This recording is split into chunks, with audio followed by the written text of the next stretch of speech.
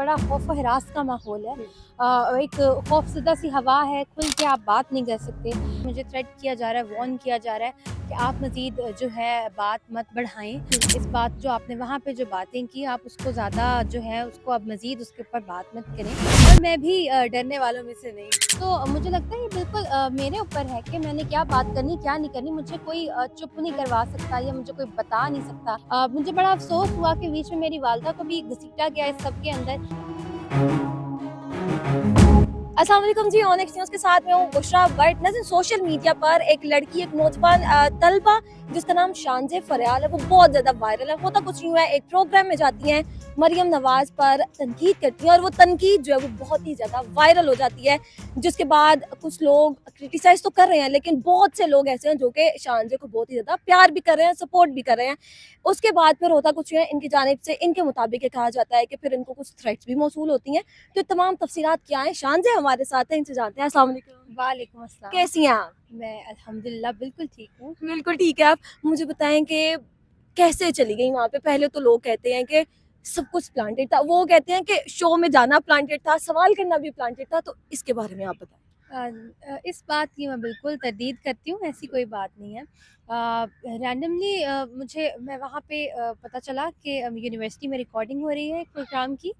तो मैंने सोचा कि हमेशा से देखा है टॉक शोज़ को, बस टीवी पर ही देखा है। तो मुझे क्यूरियोसिटी थी क्योंकि डिग्री भी इसी हवाले से कर रही हूँ, तो मुझे था कि मैं जाके देखूँ कि किस तरह चीज़ें जो हैं ऑपरेट होती हैं। तो मैं तो इसीलिए गई थी, फिर इत्तेफ़ाक़न मुझे वहाँ पे मौका भी मिल गया बात करने का। तो कुछ सोचा हुआ नहीं था कि ये कहूँगी या किसी ने मुझे भेजा हुआ नहीं था, ऐसा बिल्कुल भी नहीं था। मैं किसी भी ना किसी पॉलिटिकल पार्टी के प्रोपेगेंडे का हिस्सा थी, ना कुछ था, ना किसी ने मुझे वहाँ प्लांट किया हुआ था। सब कुछ नेचुरली था, ऑन स्पॉट हुआ वहाँ पे और फिर आप सबने देखा कितना वो फ़ेमस भी हुआ और सबने मुझे इतना ठीक है, सपोर्ट भी किया। मुझे बताइए, सवाल पहले से कहीं न कहीं था कि अगर मुझे मौका मिलेगा तो ये चीज़ें मैंने हाइलाइट करनी है? आई थिंक जो बात मैंने वहाँ की वो गवर्नमेंट फेलियर्स के ऊपर थी कि गवर्नमेंट में कहाँ-कहाँ कुछ कोताहियाँ, कमियाँ मुझे लगती हैं। तो जैसा मुझे लगता था, मैंने वैसी वहाँ पे बात की। मैंने अपने जो है, जो मुझे रोज़ देखने को मिलता है, जो बात एक मुझे लगता है आम शहरियों में रोज़ाना की बुनियाद पे जो डिस्कस होती हैं, वो कुछ वो आ रहा थी जो मैंने वहाँ पे कंबाइन करके कन्वे की। और आई थिंक एक पाकिस्तानी होने के नाते हमारा फ़र्ज़ बनता है, जहाँ हमें कोई कमी पेशी लगती है, हमें हुकूमत से कोई गिला शिकवा होता है, हमें वो बात करनी चाहिए।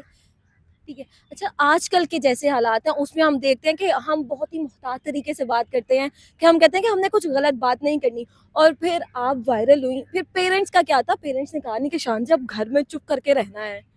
अल्हम्दुलिल्लाह मेरे पेरेंट्स ने हमेशा हमारी तरबियत इसी तरह की है कि आप जो हैं हमेशा हक सच की बात करें, गलत को गलत कहें, सही को सही कहें और बगैर किसी डर के, अगर आप सच का साथ दे रही हैं तो आप डर के बगैर दें। उन्होंने हमें ये नहीं सिखाया कि कुछ भी सर्कमस्टांसेस है आपने कोई गलत बात नहीं करनी। तो जो मैंने वहाँ स्टेटमेंट दी उसके बाद भी जो है मेरे पेरेंट्स ने बहुत पॉजिटिवली इन चीज़ों को लिया, मुझे सपोर्ट किया बहुत ज़्यादा। और उसके बाद अब देखा, मैं बाद में भी बात करती कि उन्होंने ये नहीं कहा कि अब आप चुप करके बैठ जाओ या डर जाओ, घबरा जाओ, ऐसा नहीं हुआ। और मैं भी डरने वालों में से नहीं हूँ। दोस्तों ने कहा कि भई तुमने हमारे साथ आना जाना है, तो हम देखते हैं कि अगर आप हैं, आपके साथ जो लोग रिलेट कर रहे हैं ना, तो फिर उनके ऊपर भी असर आना शुरू हो जाता है, तो उन्होंने क्या कहा? देखिए मुल्क में हमारे कई सालों से हम देख रहे हैं कि एक बड़ा खौफ व हिरास का माहौल है। एक खौफज़दा सी हवा है, खुल के आप बात नहीं कर सकते। मैंने जो स्टेप उस दिन लिया वो उसका एक पर्पज़ ये भी था कि मैं बात करूं और मुझे देख के नौजवान ख़ुसूसन जो हैं वो भी थोड़ी हिम्मत पकड़ें। जब मैंने वहाँ पे वो स्टेटमेंट दी, उस वक्त क्राउड ने मुझे वहाँ पे कितना चीयर किया और कितना उन्होंने क्लैप किया और उन्होंने हूटिंग भी की। मतलब वो बहुत खुश हुए कि ये तो हमारी बात की तर्जुमानी कर दी है इसने।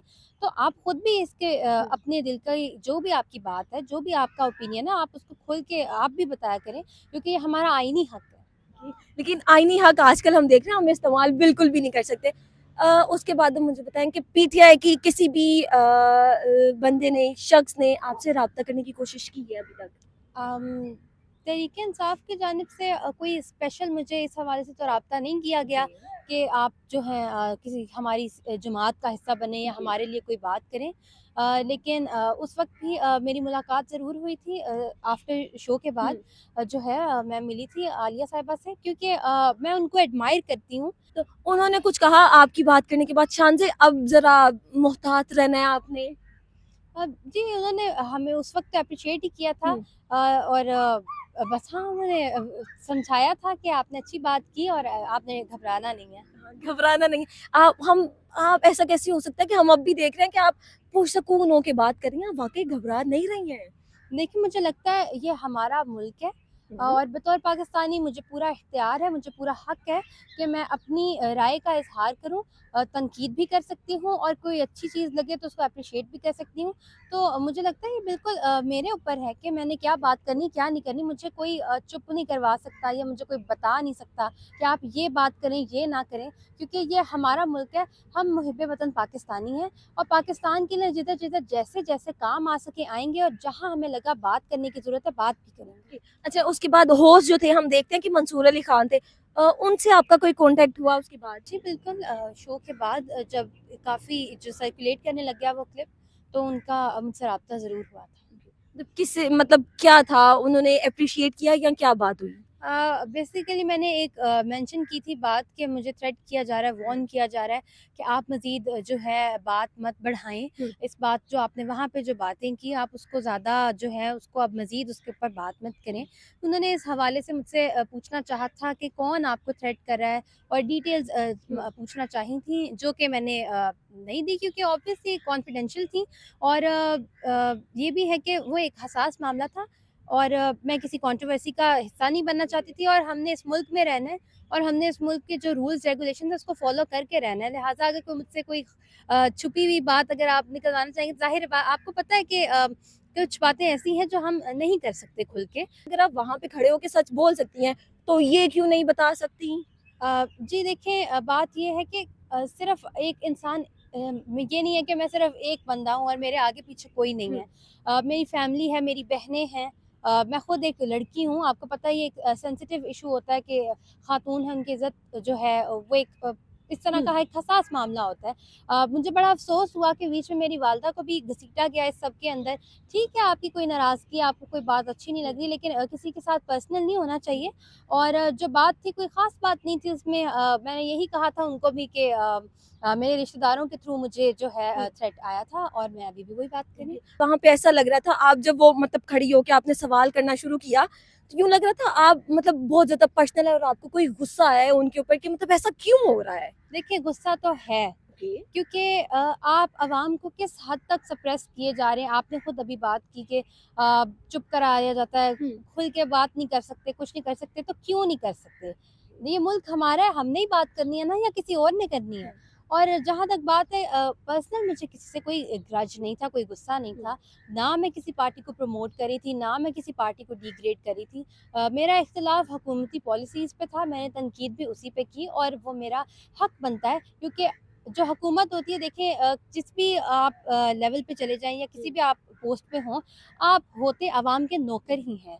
तो हम आपको गाइड कर सकते हैं कि हमें आपकी क्या चीज़ पसंद आ रही है, क्या नहीं आ रही, क्योंकि आपने हमें सर्व करना है, तो हम बताएँगे किस तरह करना है, तभी करेंगे ना। ओके, ज़बरदस्त हो गया। ये शानज़ा की जितनी भी आपके ज़हन में सवाल चल रहे थे हमने पूछे और उम्मीद है कि काफ़ी ज़्यादा क्लियर चीज़ें हो गई होंगी। इसी के साथ मुझे दें इजाज़त, आपसे मिलेंगे नई वीडियो के साथ। अल्लाह हाफ़िज़।